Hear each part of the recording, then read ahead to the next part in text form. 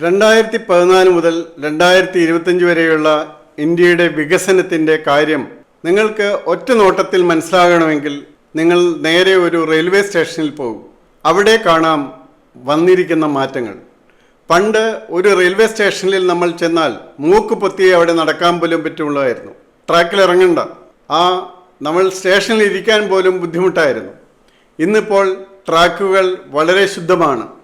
അതുപോലെ തന്നെ പണി നടക്കുന്ന സ്ഥലങ്ങളിലൊക്കെ 1300 സ്റ്റേഷനുകൾ വികസിപ്പിക്കാനായിട്ടുള്ള പ്രവർത്തനം നടക്കുകയാണ്. അങ്ങനെയുള്ള സ്റ്റേഷനുകളിൽ ഒഴികെ ബാക്കി എല്ലാ സ്റ്റേഷനുകളിലും നോക്കുക, വളരെ വൃത്തിയായിട്ടുള്ള സ്റ്റേഷനുകളുണ്ട്, സൗകര്യങ്ങളുണ്ട്. അതുപോലെ AC-യും നോൺ AC-യുമായിട്ട് യാത്രക്കാർക്ക് ഇരിക്കാനുള്ള സംവിധാനങ്ങളുണ്ട്. അങ്ങനെ എല്ലാം കൊണ്ടും റെയിൽവേ വളരെയധികം ഇമ്പ്രൂവ് ചെയ്തിരിക്കുന്നു. ഇനി ഓടുന്ന ട്രെയിനുകളുടെ ടൈമൊക്കെ നോക്കുക. പലപ്പോഴും നമ്മുടെ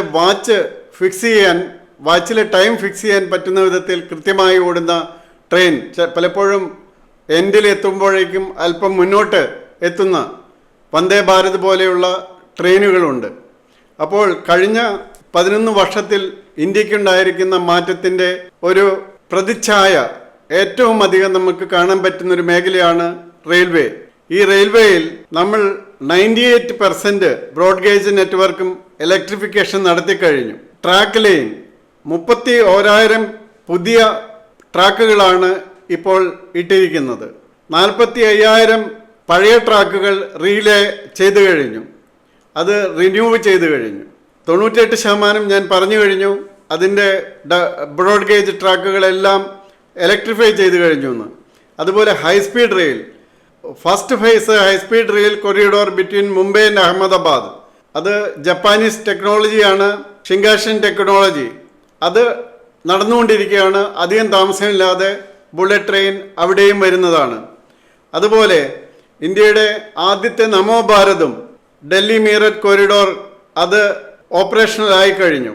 ഇതുപോലെ തന്നെയാണ് പുതിയ വന്ദേ ഭാരത്. അതുപോലെ 136 ട്രെയിൻ 2025 ആദ്യ ഭാഗത്ത് തന്നെ ഓപ്പറേഷണലായി കഴിഞ്ഞു. ഇപ്പം കേരളത്തിലാണെങ്കിൽ 3 ട്രെയിനുണ്ട്. ഈ 3 ട്രെയിൻ വന്നതോടുകൂടി നമ്മുടെ പൊതുവായ ട്രാഫിക്കിനുണ്ടായ വ്യത്യാസം നമ്മൾ മനസ്സിലാക്കണം. ആ ട്രെയിൻ സർവീസിലുള്ള വ്യത്യാസം നമ്മൾ മനസ്സിലാക്കണം. എത്ര നല്ല രീതിയിലാണ് ഈ പുതിയ കോച്ചുകൾ വരുന്നത്. ലിങ്കെ ഹോഫ്മാൻ ബോഷ് കോച്ചസാണ് പുതിയതായിട്ടുണ്ടാക്കിയിരിക്കുന്നത്. എല്ലാ കോച്ചുകളും അത് വളരെ കംഫർട്ടബിൾ ആയിട്ടുള്ള കോച്ചുകളാണ്. അതുപോലെ തന്നെ സംഭവിച്ചിട്ടുള്ള കാര്യങ്ങളാണ് സ്റ്റേഷനിലുണ്ടായിരിക്കുന്ന 6000 സ്റ്റേഷനുകളിൽ വൈഫൈ സംവിധാനം വന്നു കഴിഞ്ഞു. അതുപോലെ എല്ലാ സ്റ്റേഷനിലും LED ലൈറ്റിംഗ്. അതുപോലെ പ്രധാനപ്പെട്ട സ്റ്റേഷനുകൾ എല്ലാത്തിലും ലിഫ്റ്റുകളും എസ്കലേറ്ററുകളും വന്നു കഴിഞ്ഞു. ഇതെല്ലാം ഒരിക്കലും നടക്കുമെന്ന് നമ്മൾ പ്രതീക്ഷിച്ചതല്ല. പക്ഷേ 11 വർഷങ്ങൾ കൊണ്ടുണ്ടായ മാറ്റങ്ങൾ വളരെ വ്യാപകവും വളരെ കൃത്യമായി നമുക്ക് കാണാൻ പറ്റുന്നതുമാണ്. ആർക്കും അത് ഇല്ല എന്ന് പറയാൻ സാധിക്കുകയില്ല. അതുപോലെ സുരക്ഷയ്ക്ക് വേണ്ടിയുള്ള കവച് ടെക്നോളജി അത് നടപ്പാക്കിക്കൊണ്ടിരിക്കുകയാണ്.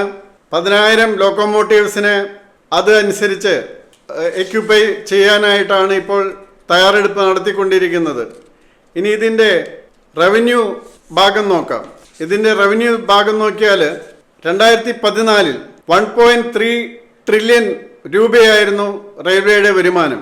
2025 ആയപ്പോൾ അത് 2.7 ട്രില്യനായി. ഇരട്ടിയിലധികമാണ് വർധനയുണ്ടായത്. പാസഞ്ചർ ഏണിങ്സ് ഇതനുസരിച്ച് തന്നെ വളരെയധികം വർദ്ധിച്ചിട്ടുണ്ട്. അത് ടോട്ടൽ ഏണിങ്സ് നമ്മുടെ 1,40,485 കോടി രൂപയായിരുന്നത് 2,65,000 കോടി രൂപയായിട്ട് വർദ്ധിച്ചു. ഫ്രൈറ്റിന്റെ റവന്യൂ വരുമാനം വർദ്ധിച്ചത് 94,925 കോടി രൂപ എന്നത് 1,71,000 കോടി രൂപയായിട്ടാണ് വർദ്ധിച്ചത്. പാസഞ്ചറിൽ നിന്നുള്ള വരുമാനം 37,478 കോടി രൂപ എന്നുള്ളത് 75,239 കോടി രൂപയായിട്ട് വർദ്ധിച്ചു. അങ്ങനെ റെയിൽവേയുടെ വലിയ വികസനമാണ് നടന്നുകൊണ്ടിരിക്കുന്നത്. എല്ലാം കൊണ്ടും സേഫ്റ്റിയുടെ കാര്യത്തിലും ട്രാക്ക് പുതിയതായിട്ടുണ്ടാക്കുന്ന കാര്യത്തിലും ഉള്ള ബോഗികൾ മാറ്റി പുതിയ ബോഗികൾ കൊണ്ടുവരുന്ന കാര്യത്തിലും പുതിയ മോഡേൺ ട്രെയിനുകൾ വരുന്ന കാര്യത്തിലും ഒരു പരിച്ഛേദമായിട്ട് നമ്മുടെ വികസനത്തിൻ്റെ പരിച്ഛേദം എന്ന് പറയുന്ന രീതിയിൽ നിങ്ങൾ റെയിൽവേയിൽ ഒന്ന് സഞ്ചരിച്ചു നോക്കൂ.